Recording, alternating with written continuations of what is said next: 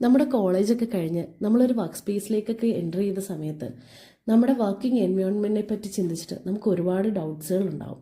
നമ്മുടെ കൊളീഗ്സ് എങ്ങനെയായിരിക്കും, നമുക്ക് ഈ വർക്ക് സ്പേസ് സ്യൂട്ടാകുമോ, ഇങ്ങനെയുള്ള ഒരുപാട് ഡൗട്ട്സ് നമ്മുടെ മൈൻഡിലൂടെ പോകും.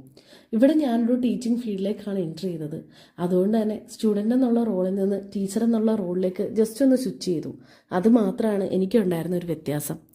എങ്കിൽ തന്നെയും നമ്മുടെ കൊളീഗ്സും അതുപോലെ തന്നെ സ്റ്റുഡൻസും ഒരുപോലെ നമ്മളെ ഇൻഫ്ലുവൻസ് ചെയ്യുന്നുണ്ട്. ഇവിടെ ഞാനിതൊക്കെ പറയാൻ കാരണം നമ്മുടെ ഒരു ടീച്ചറിൻ്റെ യാത്രയപ്പായിരുന്നു. ടീച്ചർ എന്ന് പറഞ്ഞ് എനിക്ക് ഒറ്റ വാക്കിൽ അത് തീർക്കാനായിട്ട് കഴിയില്ല. കൂടപ്പിറപ്പെന്ന് പറയുന്നതായിരിക്കും ഏറ്റവും ആപ്റ്റായിട്ടുള്ളൊരു വാക്ക്. ഇത് ഞാനൊരു ഭംഗി വാക്കിന് വേണ്ടി പറയുന്നതല്ല. അന്ന് മിസ്സിൻ്റെ യാത്രയപ്പിന് കൂടിയിരുന്ന എല്ലാവരുടെയും വാക്കുകളിൽ മിസ്സിനോടുള്ള നന്ദിയും കടപ്പാടും അതുപോലെ തന്നെ മിസ്സ് പോകുന്നതിൻ്റെ നിരാശയും ഒക്കെ നിറഞ്ഞു നിന്നിരുന്നു. കാരണം വേറെ ഒന്നും അല്ല കേട്ടോ, നമുക്കും കുട്ടികൾക്കും ഒരുപോലെ ഇഷ്ടമുള്ള അത്രയും ഹൃദയത്തോട് ചേർന്ന് നിൽക്കുന്ന ഒരാളാണ് നമ്മുടെ സജന മിസ്സ്.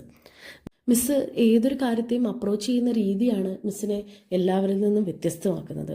മിസ്സ് അക്കാഡമിക്സ് പരമായിട്ടുള്ള കാര്യമാണെങ്കിലും അതിന് പുറത്തുള്ള കാര്യമാണെങ്കിലും 100% എഫേർട്ട് ഇട്ടാണ് ഓരോ കാര്യത്തെയും അപ്രോച്ച് ചെയ്യുന്നത്.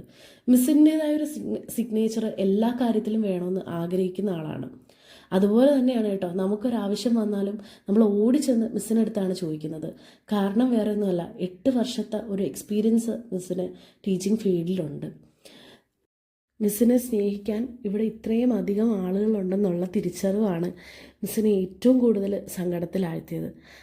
നമ്മൾ ടീച്ചേഴ്സ് മാത്രമല്ല കേട്ടോ, മിസ്സിൻ്റെ കുട്ടികളും അതിഗംഭീരമായ ഒരു യാത്രയപ്പ് കൊടുത്താണ് മിസ്സിനെ വിട്ടത്. അതിഗംഭീരമെന്ന് പറയുമ്പോൾ അത് കൊടുത്ത ഗിഫ്റ്റിലോ അല്ലെങ്കിൽ കട്ട് ചെയ്ത കേക്കിലോ ഒന്നുമല്ല. അവരുടെ കണ്ണുകളിലും വാക്കുകളിലും എല്ലാം മിസ്സിനെ പറ്റിയിട്ട് പറയാനായിട്ട് ഒരുപാട് കാര്യങ്ങളിങ്ങനെ നിറഞ്ഞു നിൽക്കുമായിരുന്നു. അല്ലെങ്കിലും സ്നേഹിക്കപ്പെടാനായിട്ട് ഒരു ഭാഗ്യമൊക്കെ വേണം. മിസ്സിനെ പോലെ എന്നും വിളിച്ചില്ലെങ്കിലും മെസ്സേജ് അയച്ചില്ലെങ്കിലും ഞങ്ങളുടെ എല്ലാവരുടെയും മനസ്സിൽ മിസ് ഉണ്ടാവും എക്കാലവും. അതുപോലെ തന്നെ ഒരു ബ്രൈറ്റ് ഫ്യൂച്ചർ ആകട്ടെ എന്ന് ഞങ്ങൾ ആശംസിക്കും.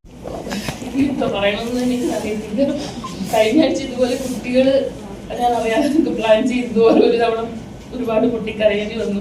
കാരണം നമ്മളെ സ്നേഹിക്കാൻ ഒരുപാട് പേരുണ്ടെന്ന് അറിയുന്ന ആ ഒരു അവസ്ഥ അത് നമുക്ക് കൺട്രോൾ ചെയ്യാൻ പറ്റത്തില്ല. ഒരുപാട് പേരൊക്കെ ഓർമ്മിക്കപ്പെടാനും